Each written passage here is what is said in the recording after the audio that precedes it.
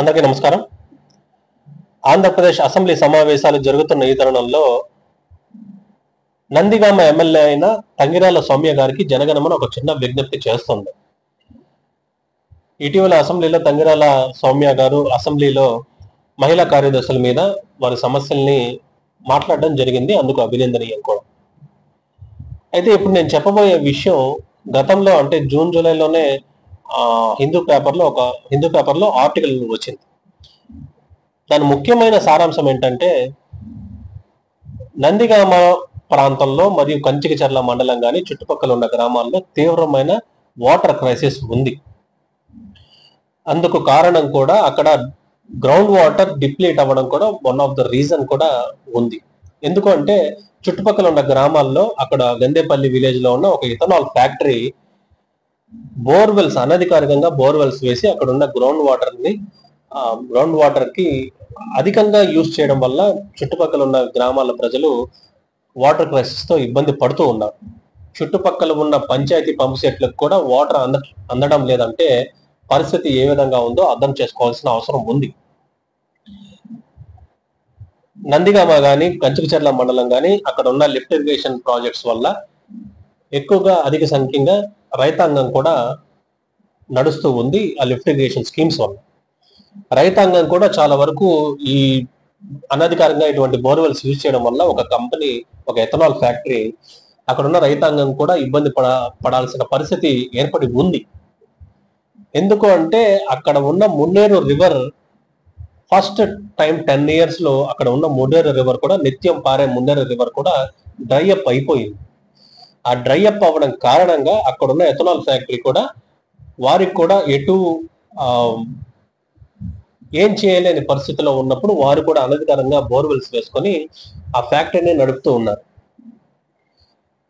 MLA గారు చేయాల్సిన పని ఏంటంటే ఇటువంటి ఈ సమస్యల్ని అసెంబ్లీ దృష్టికి కూడా తీసుకొని వెళ్ళి నందిగామ ప్రాంతానికి కానీ కంచికచర్ల మండలానికి కానీ చుట్టుపక్కల ఉన్న గ్రామాలకు కానీ డ్రింకింగ్ వాటర్ క్రైసిస్ ని ఆ సమస్యను తీర్చడం. ఆల్రెడీ అక్కడ ఉన్న జెడ్పీటీసీ సభ్యులు డ్రింకింగ్ వాటర్ క్రైసిస్ ని కొంతవరకు వాటర్ ట్యాంకర్స్ ద్వారా సప్లై చేస్తున్నప్పటికీ కూడా ఇంకా తీర్చాల్సిన పరిస్థితి, ఇంకా వాటర్ క్రైసిస్ ని ఫుల్ఫిల్ చేయాల్సిన పరిస్థితి ఇంకా ఎంతో ఉంది. ఇదే సమస్యని గతంలో కూడా 2019 మునుపు కూడా కాస్త వాటర్ క్రైసిస్ నందిగామ అసెంబ్లీ నియోజకవర్గంలో కొన్ని గ్రామాల్లో ఉన్నప్పటికీ కూడా ఈ ఫ్యాక్టరీ ఇటువంటి పరిస్థితుల్లో మళ్ళీ వాటర్ క్రైసిస్ కి కారణం అవుతూ ఉన్న దృష్ట్యా చుట్టుపక్కల గ్రామాలే ఎక్కువగా వాటర్ క్రైసిస్ లో వాటర్ క్రైసిస్ అనేది ఎదుర్కోవాల్సి వస్తూ ఉంది. ఎమ్మెల్యే గారు ఏం చేయాలంటే అక్కడ ఉన్న రైతాంగానికి కూడా డ్రిప్ ఇరిగేషన్ మీద వారిని చైతన్యపరిచి డ్రిప్ ఇరిగేషన్ ద్వారా ప్రభుత్వం నుంచి ఏదైనా సబ్సిడీ తెప్పించి అక్కడున్న రైతాంగానికి కూడా కాస్త వారికి సహకారంగా ఉంటే బాగుంటుంది. వాటర్ క్రైసిస్ విషయంలో ముఖ్యంగా అక్కడున్న ఎథనాల్ ఫ్యాక్టరీకి కూడా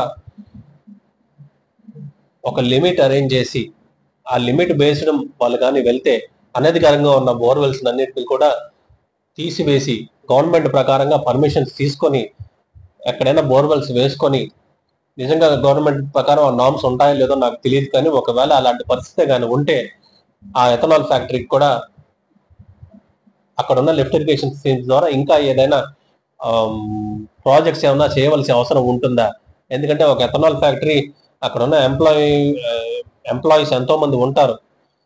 దానికి కానీ అక్కడ వాటర్ సప్లై కానీ రాకపోతే అక్కడ ఉన్న ఫ్యాక్టరీ ఆగిపోయే పరిస్థితి ఏర్పడుతుంది. ఫ్యాక్టరీ కానీ ఆగిపోయే పరిస్థితి కానీ ఏర్పడితే అక్కడ నిత్యం ఉపాధి పొందే ఎంప్లాయీస్ కూడా నష్టపోయే పరిస్థితులు ఉంటుంది. అదొక మరొక సమస్యగా మారుతుంది.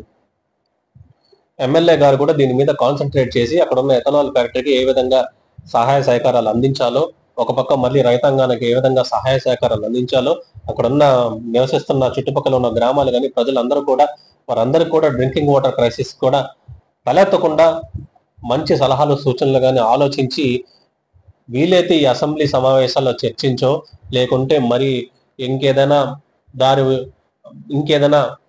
పరిస్థితి కానీ ఉంటే ఆ విధంగా చూస్తే బాగుంటుందనేది నా అభిప్రాయం. భారత్ మాతాకి జై. జై హింద్.